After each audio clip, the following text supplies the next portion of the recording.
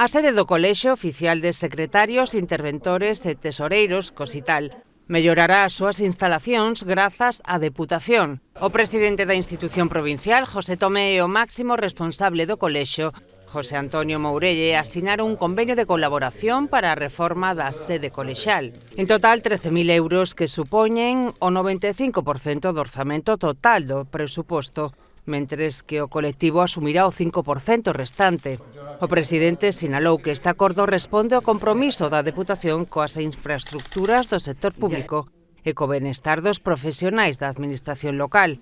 Un apoio á modernización e á mellora das condicións de traballo dun colectivo fundamental na administración pública, asegurou. As obras, que se levarán a cabo nun mes, consistirán na sustitución dos 2 aseos existentes por un baño adaptado, así como a delimitación do espazo de oficina mediante un tabique móvil e unha porta de madeira, co obxectivo de independizar as distintas áreas de traballo. Outras melloras previstas son a renovación do pavimento de madeira e a pintura das paredes.